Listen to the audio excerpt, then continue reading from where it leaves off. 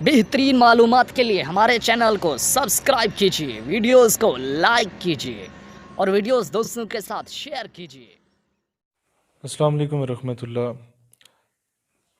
Social media एक ऐसा हथियार है जिसे अगर आप मुस्बत सोच के लिए अप्लाई करें तो आप इससे इस्लाम और पाकिस्तान के नज़रियाती हदूद का दफ़ा कर सकते हैं।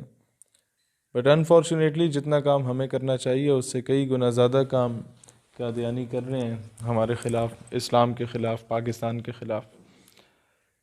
एक फितना ऐसा है जिसके बारे में हमारे बच्चों को बताया ही नहीं गया। डॉक्टर अब्दुल सलाम जो साइंटिस्ट था, basically that bastard was a Qadiani.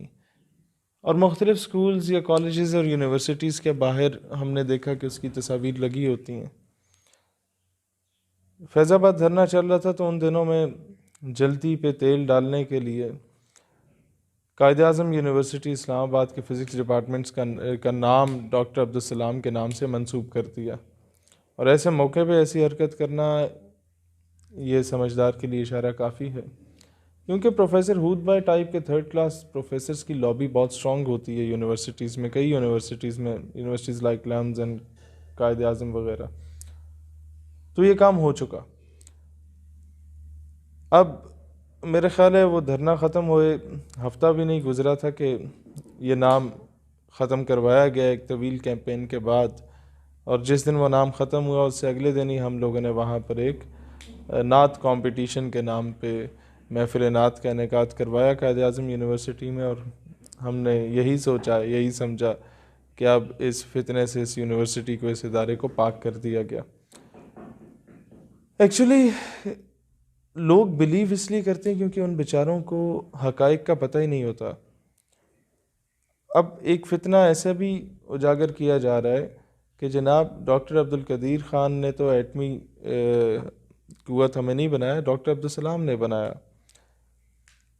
एक बंदा अगर एसपीटी में या एक बंदा अगर किसी भी एटॉमिक से रिलेटेड इदारे में काम करता है और वो अगर किसी सीनियर पोस्ट पे रहता है तो he is not allowed to go abroad, कि बाहर वो गिरफ़्तार हो जाए, अगवा हो जाए, सारे राज उससे ले लिए जाएं, क्या भरोसा। उसको बड़ा सिक्योर रखा जाता है। उसकी इवन अगर कोई सिपाही भी वहाँ पर जाता है, भर्ती होना चाहता है, तो 2-2 3-3 साल तो उसकी सिक्योरिटी क्लियरेंस चल रही होती है, उसके बाद जाके उसे कॉल लेटर आता है। तो हाउ इज़ इट पॉसिबल कि अब्दुल सलाम टाइप का आदमी वो बनाता है एटॉमिक पावर पाकिस्तान को, या उसके लिए किरदार अदा करता है, और बाद में मुल्क से बाहर दफ़ा हो जाता है और कोई रोकने वाला नहीं होता। तो ऐसी बातें, मनगढ़ंत बातों को एक्सेप्ट अगर आप करते भी हैं तो थोड़ा सा दिमाग लड़ाना चाहिए कि नहीं यार, ये पॉसिबल किस तरह हो सकता है। हम लोग बिल्कुल ही कोई लल्लू पल्जू स्टेट हो चुके हैं। चलो ठीक है, बिकाऊ माल हमारे हर इदारे महकमे में मौजूद हैं, बट इट डजेंट मीन्स के बिल्कुल ही लूट माहौल बना हुआ है। It's not like this. आगे ऐसा फितना आया हमारे सोशल मीडिया पे कि जनाब ये हमारे फ़लाँ फ़लाँ सीनियर ऑफिसर्स जो थे वो कादियानी थे, तो फ़लाँ थे। तो ज़ाहिर सी बात है, राणा भगवान दास हमारा चीफ जस्टिस हिंदू था, हमारे कई माइनॉरिटी के लोग हैं अच्छी पोस्टों पे पाकिस्तान में रहे, हमें कोई इतना मसला मसाइल नहीं रहा, क्योंकि उन लोगों ने हमारे नज़रियाती एसास से छेड़ा नहीं था। हमारे सीनियर पोस्ट पर एनडीयू के डायरेक्टर पे एक जनरल रहे, ही वॉज क्रिश्चियन, किसी को एतराज़ नहीं, he was a very good officer माशाल्लाह। द इशू इज़ कि एक शख्स खुद को तस्लीम करता ही नहीं है कि वो काफिर है। माइनॉरिटी डिक्लेयर हो चुका है according to the constitution of Pakistan, and that bastard is not obeying that constitution, that bastard is not following that constitution. और वो शख्स अगर अब्दुल सलाम की सूरत में हो तो वो कहता है जी मैं इस कॉन्स्टिट्यूशन को जूते की नोक पे रखता हूँ, और पाकिस्तान से बाहर चला गया और कहता है कि पाकिस्तान में मुझे दफन न किया जाए, कायदेआन में किया जाए। वो तो बाद में उन्होंने एक्सेप्ट ही क्यों नहीं किया था इसे। तो ऐसे लोगों को किस वजह से पाकिस्तान का मुखलिस बताया जाता है, मेरी समझ से बालातर है। और जो सबसे बड़ा वार इन लोगों ने हमारे नौजवानों पे किया कि बेचारे बेरोज़गार हैं। अब जब ये बेरोज़गार हैं तो फिल्में ड्रामे तो ये देखते हैं कि जनाब बरतानिया में ये हो रहा है, तो अमेरिका में ये हो रहा है, तो जर्मनी फ्रांस में ये हो रहा है। अब इस तरीके से इनको ट्रैप किया जाता है कि जनाब तुम्हारे पास तो घर में 2 वक्त की रोटी नहीं है खाने को, तुम्हें हम लोग जर्मनी बुला लेते हैं, अच्छी नौकरी देते हैं, बस शर्त यह है कि तुम कादियानी हो जाओ। अब जब वो सिरे से इनकार कर देता है तो उसके भाई को अप्लाई कर लेते हैं, किसी और को कर लेते हैं, और जिस बेचारे के ईमान कमज़ोर हो या किसी को इस्लाम की बेसिक्स का ही नहीं पता हो, उसको घुमा फिरा के किसी न किसी तरीके से थ्रू प्रॉपर चैनल ये अपने मज़हब में ले जाते हैं, काफिर कर देते हैं और उस तरीके से ये बाहर भेजते हैं। और इनके बारे में मशहूर नहीं है, कई सबूत हैं लोगों के कि अपनी बेटियां पेश करते हैं लोगों को कि तुम इससे शादी कर लो, तुम इससे जायज़ नाजायज़ किसी किस्म के भी ताल्लुकात रखना चाहते हो रख लो, लेकिन इस मज़हब में आ जाओ। और इनके मुरब्बी से बेहतर कोई नहीं जानता कि कादियानियत कितना बड़ा झूठ है, फ्रॉड है, लेकिन क्योंकि उनकी रोज़ी रोटी उससे लगी हुई होती है और उसी वजह से वो अपने नापाक मज़हब से बाज नहीं आते। वो जानते हैं कि झूठ है, फ्रेब है, फ्रॉड है, लेकिन उनके लिए अल्लाह ताला की रज़ा से बढ़ के जो है वो पैसा होता है, उनके लिए अल्लाह ताला की रज़ा से बढ़ के शायद जो है वो औरत और शराब होता है। उस वजह से किसी दिन जो जिन लोगों पे ये चीज़ अप्लाई की जा रही है मुख्तलिफ़ कॉलेजेस यूनिवर्सिटीज़ में, इस तरह के कोई नाम नहाद प्रोफेसर्स भी मौजूद होते हैं, महकमों में, इदारों में इस तरह के लोग होते हैं जिनके आगे आप बात नहीं कर सकते, आप खामोशी से आपको सुनना पड़ता है ऐसे लोगों को। आपके मुख्तलिफ़ एकेडमीज़ के टीचर्स ऐसे होते हैं। ये पिंडी की एक ग्लोबल एकेडमी का वो डीजे कहते थे, डॉक्टर जवाद, आई थिंक फौजी फाउंडेशन कॉलेज का वो रहा भी था, HOD रहा था केमिस्ट्री का।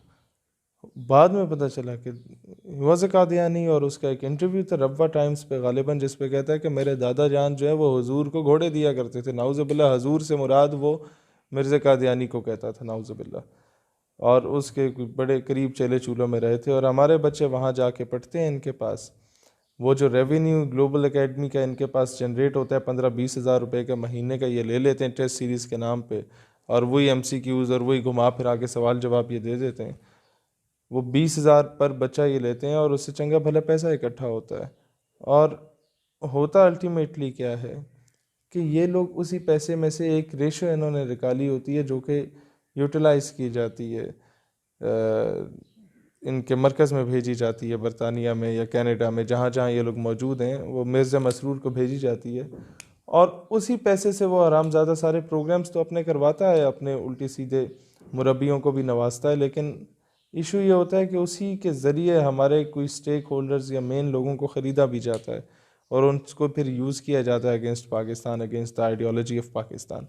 तो इन चीज़ों को अंडरस्टैंड करने की ज़रूरत है कि जब तक इन लोगों को हम सिस्टम से आउट नहीं करेंगे टेक्निकल तरीके से, इन लोगों को अगर ये किसी तरीके से कहीं पर पढ़ा रहे हैं या कुछ कर रहे हैं, इनका चेक एंड बैलेंस नहीं होगा कि क्या ये पैसा मिसयूज़ तो नहीं हो रहा, क्या ये लोग 3-3 4-4 शादियां करके मुसलमान लड़कियों के साथ, इनकी सारे रिकॉर्ड निकाला जाए कि इनकी शादियां हो रही हैं तो मुसलमान लड़कियों से क्यों हो रही हैं। एक काफिर के साथ मुसलमान लड़की की शादी का, जो कि अहले किताब भी नहीं है, काफिर है, उससे मुसलमान लड़की की शादी की क्या तुक बनती है। और FSC की मासूम बच्चियों के साथ शादियां की जाएं, सिर्फ वो बेचारी गरीब होती हैं तो इनके पास गाड़ियां अच्छी होती हैं तो उन्हें अपने झांसे में कर लेते हैं, और वो फिर कादियानियों के बच्चे पैदा कर रही होती हैं। So this is being done in Pakistan और unfortunately no one is there to stop them. Then थर पार्कर की तरफ आप चले जाएं तो वहाँ पर आपको अंदाज़ा होगा कि इन लोगों ने तो मासूम गरीब लोगों के लिए वो 2-2 हज़ार के राशन बैग तकसीम करके उनका मज़हब तब्दील करा रहे हैं। उन बेचारों को दूसरा तीसरा कलमा नहीं आता। कसूर हमारे कुछ उलमा का भी है वहाँ के कि उन लोगों ने बेसिक्स का बताया नहीं है, बस ये बताते रहे कि बरेलवी काफिर है तो देवबंदी काफिर है तो शिया काफिर है, इस्लाम की बेसिक या ख़त्म नबूवत के बारे में कुछ नहीं बताया। कादियानी आके कहते देखो जी सारे काफिर काफिर खेल रहे हैं, आओ तुम्हें असल इस्लाम समझाते हैं। नाउज़ुबिल्लाह, इस तरीके से उनका मज़हब बिल्कुल तब्दील कर लिया जाता है। और अभी तक हमारे मौलवी जो है वो आपस में इन चक्रों में वहाँ पर लड़ रहे होते हैं, रोज़ी रोटी उनकी वहाँ उस कामों से चल रही होती है। हम जब इस बात पे इन्हें गाइड करने की कोशिश करते हैं तो ये हमें आगे कहते हैं जनाब आप तो भटक गए हैं राह से, आप फलां हो गए। आई जस्ट वांट टू से देम कि ग्रो अप।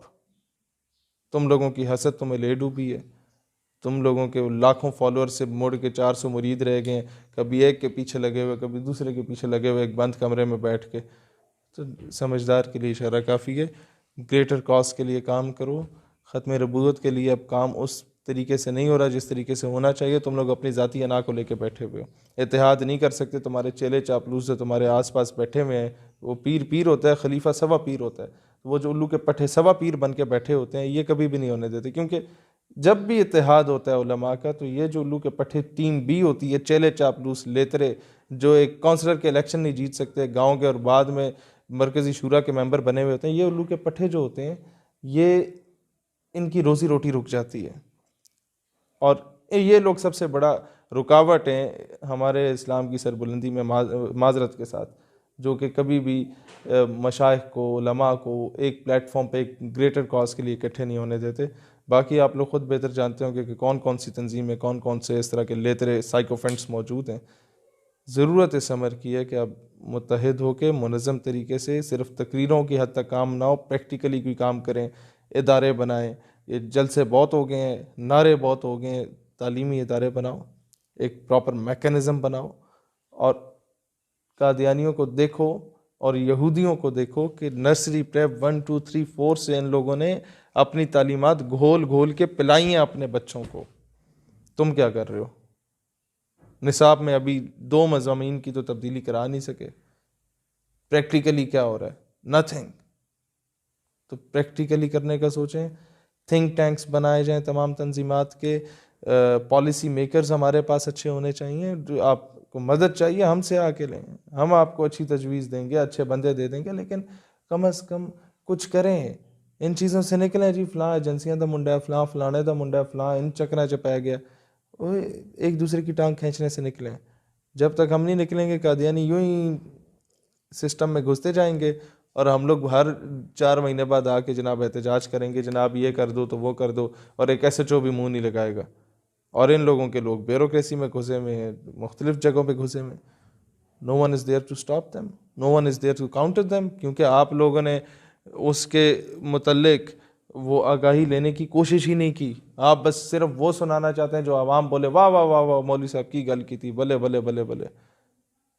आवाम को कभी, मैंने तो पहले जान गया था इस आवाम के मेयार को, ये दांतों के जलसों पे नाचने वाली, या बटेरों की लड़ाई पे हजूम बनाने वाली, या कुत्ते बिल्ले की लड़ाई पे, कुकड़ की लड़ाई पे पूरा पिंड इकट्ठा हो जाता था। तो इस आवाम को, इन घुघू घोड़ों को मैं समझ गया था। मैंने कहा था पहले 10-12 मिनट वही तकरीर करो जिसमें करो बल्ले बल्ले बल्ले बल्ले वाह वाह वाह क्या बात की आपने। जब ये बल्ले बल्ले कर लेते थे ना, फिर मैं कहता था जनाब ये वो बातें हैं जो आप सुनना चाहते थे, अब वो सुने जो मैं आपको बताना चाहता हूँ कि अपने बच्चों को CSS कराओ, और अपने बच्चों को AC बनाओ, DC बनाओ, कोई ब्यूरोक्रेट बनाओ। सिस्टम में घुसेंगे तो कोई नज़रियाती बंदा, कोई मुहिब वतन बंदा, कोई हजूर अलैहिस्सलाम से सच्चा इश्क और मोहब्बत करने वाला बंदा जब किसी महकमे में, किसी इदारे में, किसी गवर्नमेंट के सिस्टम में घुसेगा, तब जाकर वो सिस्टम चेंज होगा। बाहर बैठ के हांगरे मारने से वो सिस्टम चेंज नहीं होगा।